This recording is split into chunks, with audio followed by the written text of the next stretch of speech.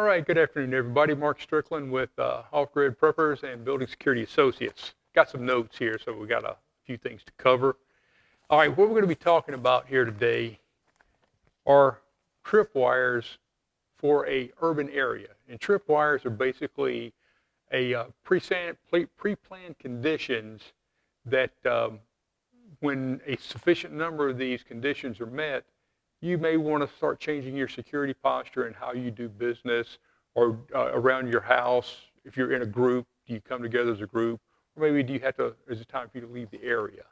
Reason we're bringing this stuff up now is like things like this, you want to have planned out ahead of time. You don't want to be making these decisions just on the fly and without some type of guidance or criteria that you've developed. So because you're going to be under enough stress if you're having to consider this type of stuff. So like I say, we're putting it out now so that you can think about this, get some thought into it, have some friends over, get the barbecue going, have a few adult beverages, enjoying yourself, and then thinking about these things in a non-stressful environment. So all right, so now with that laid out, let's go ahead and jump into what we have here. All right. Like I said, tripwires are basically things that you would consider if there's signs of possible trouble in your area. So how is there trouble in your area? Well, you want to have some conditions that you'll be looking at. Okay, first thing we're looking at. All right. Now, like so, these tripwires are not, right now, a big thing in the news is this coronavirus, COVID-19 thing. Yeah, you could use them for this. You could use them for anything, bad weather, whatever the condition happens.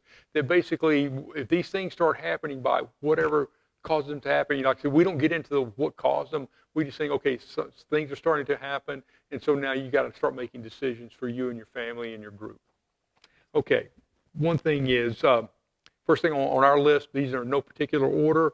If your hospital or medical services, if they're starting to get overwhelmed or they're just no longer available to give you services, that's something to okay, that's kind of important knowing that there's no more medical services available. All right. Walmart, grocery store, food stuff, Lowe's, hardware store. If the supplies at these wherever you buy your groceries or hardware stuff, if the shelves are starting to get empty or they're just no longer, there's nothing on the shelves anymore. All right, that's something that's going to get your attention. Now if you're looking at the crime in your area. Basically, you're just getting a general unsafe feeling to be out in public. Now, this goes back to if you get this funny feeling of people call it the hair on the back of your neck or, the little voice in the back of your head. That's your instincts talking to you.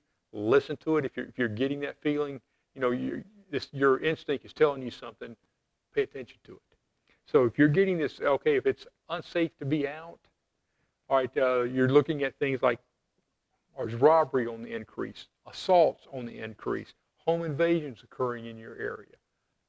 Things like this are happening, okay, you want to pay attention to this. Is it getting closer to you, farther away? Organized groups doing this? What's going on? You want to start paying attention and looking for these type of things. Are there protests occurring in your area? Are these protests, are they peaceful? People just getting up and exercising their First Amendment right? Well, hey, that's a good thing. We're supposed to be able to do that. Or are the protests becoming violent? If they're becoming violent, okay, that's something you want to look at. Financial, ATM banks running low on cash, or there is no cash available. Okay, there's a reason for this. You want to pay attention to that. Next thing we got. All right, your local authorities, whether it's your police, sheriff, constable, federal authorities, state authorities, are they talking about or instituting a dusk till dawn curfew? Limiting your movement at night. They're doing that for a reason. Usually it's for your safety. So if that's happening, you want to pay attention to that. All right. Have sectors of your city or your area become what's called a no-go zone, meaning that nobody goes in there. Or if you go in there, you're doing so at your own peril, just because it's dangerous. It's happened. It's already happened in Paris and some areas of London. That some areas in those cities are just no-go zones. Local law enforcement does not go into these areas because the crime and their safety is in question if they go in there. The crime's so high and their safety is in question. So if certain areas become no zones, that's something you're going to want to pay attention to. All right, your local authorities start openly having conversations with the public and saying about, and they use the words martial law. If those words are uttered in public and they become part of the public discourse, okay, you want to pay attention to that. That's something you want to have on your list. That's a sign of possible trouble coming. All right, if there's a general just loss of confidence in either the federal, state, or your local government structure, local level, what you're going to be looking for is, say, law enforcement services, fire services, emergency medical services are no longer available, or they're just not functioning to full capacity for whatever the reasons. You know, we saw this down in New Orleans during Hurricane Katrina. The emergency services, the conditions were so bad, they just couldn't get to these areas to provide these services. So that's something to consider. And that's one of the things you're going to be watching out for. All right. Now, if enough of your tripwires, those are your tripwires that we just covered there, you know. So if those tripwires, and plus you can start taking away from these or adding to these based on what you think your need. Like I said, we get questions about tripwires whenever we're out working with clients or when we're at trade shows talking to folks. That's always a question. When do we do this? It's always how do you define the when do we do something?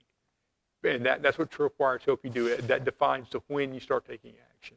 So, okay, so enough of your tripwires are hit, so now it's time to do something. So here's what you're going to need to have set up for your family or your group. You're going to need a food supply on the shelf. Right now, the big numbers being thrown around by CDC and other health officials is 2 weeks. About a year ago, DHS being Department of Homeland Security, put out guidance saying they want 6 months of food.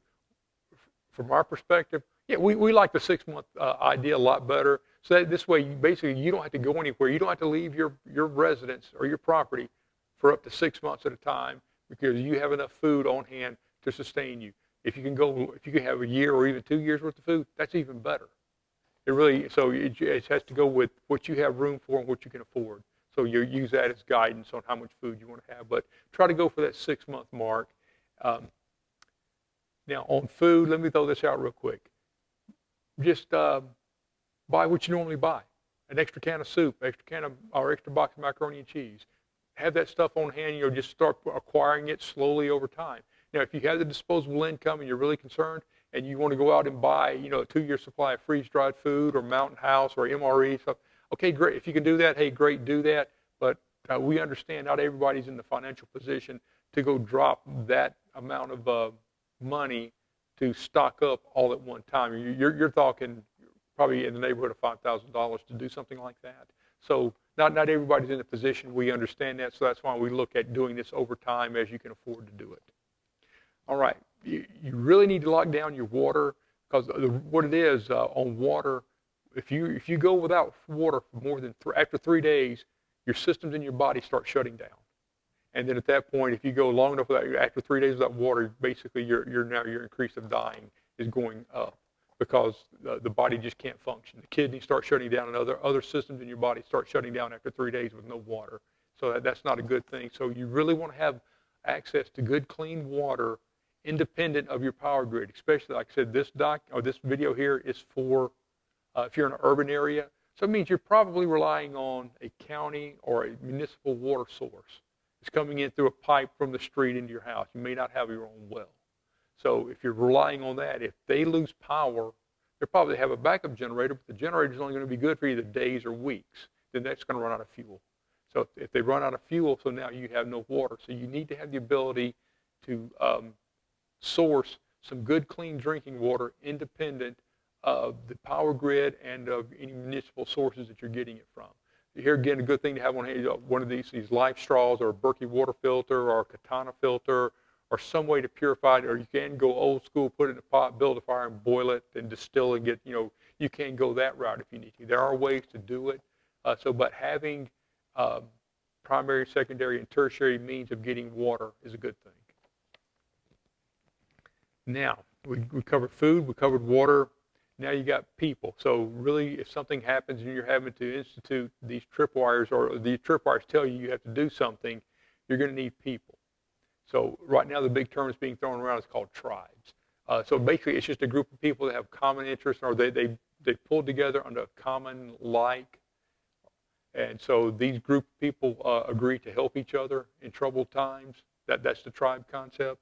And so having that set up before something bad happens, you want to do that now, because you don't want to be trying to make friends during, say, if say some type of social unrest or a curfew has just been enacted. You don't want to be trying to make and build friends at that time. You want to do this before something like that happens. So yes, set up your circle of friends now and come together and have a common plan, and you have common agreements. Once you get your tribe formed, then you want to also have the discussion about, okay, if something bad, if the situation is severe enough that you relocate to one location. And something else you want to maybe consider is, do you relocate out of the area that you're in? Okay, now we're going to get into a little bit of safety stuff. If a social unrest scenario plays out in your area, you want to stay in your area, stay at your home as much as possible. Don't go out.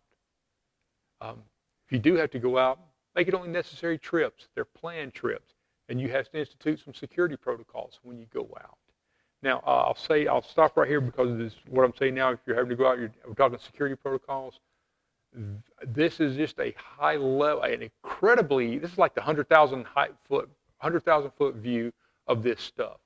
I could spend almost a day going over just this stuff here. Now, I'll tell you that because we're going to be doing a 3-hour class at Heritage Life Skills down in Asheville coming up the 1st of May. So if you're interested in more information on this, we're teaching a class on this, and it's going to be on security stuff for tribes and groups. That's going to be 3 hours, and that's even going to be an incredibly high-level view, because I've only got 3 hours to get this information out, and this is a ton of information to get out to folks. So yeah, so if you want to know more about this, that class is going to be available. All right, now, so security protocols, there's a lot that goes into that, a lot of training, so a lot of things you need to consider, but you want to have those protocols in place if you do have to go somewhere as a group. Like I said, I've already hit on possibility to relocate to a less populated area where it's a little safer for you possibly. You're going to think about doing 24/7 security, having the resources to do that, the tribe thing, so you have, the more people you have, the safer you can be. One thing we get hit a lot with, people asking us, okay, how do we deal with strangers that come up to us and asking us, hey, they need food, water, shelter? Well, there's several different ways you can do this. Each one has a security concern to it. Like I say, we're a security company, so and the classes that we're teaching is all about how you do things safely and securely if normal security services aren't available. You can't call 911. So that's where we come in and help people on how they kind of set up their own security forces and their own security structure. So you have to consider, why is that person there? You don't know the intent of this person. You don't know their motives. Why are they probing? Are they looking? We don't know. So like I said, this is why you want to think about this stuff now, because you don't want to be making these decisions at the spur of the moment under stress. You want to have pre-planned responses ready to hand out to somebody, whether that's, I can't help you or I can help you. But like I said, if you offer help, there's a whole list of security concerns with offering help. Similarly, there's a whole list of security concerns going with saying, I can't help. And so here again, the class we're going to be giving, we'll touch on those. So given that, that's everything we've got on this video. Like I said, we're going to be doing another one that's going to be coming in, basically the same thing, tripwires, if you're in a rural area. So you have some slightly different concerns where we're talking, we got a couple more videos we're going to be kicking out. One we've already talked about we're going to be doing is, how do you get your spouse on board? Because we see that a lot. And so we got some things that helped me. Like I said, I was the prepper in the family. Then what got the wife on board and what made that? So we're going to do a video just on that and what happened to us and how, up until she became helped me with the prepping, she just kind of tolerated my idiosyncrasies and the weird things that I did, buying extra stuff. So now she understands it, but it took some unique events that we had to live through when we were in the DC area. So like I said, we're going to do a video just on that coming up. So any questions on this, drop in the comments below. We're going to be popping this one up on YouTube and then kicking stuff out on Facebook as well. We'll be doing the links on to the YouTube channel on Facebook so you can find this video. Any questions, just hit us with a comment or contact us through Facebook, and love to answer your questions.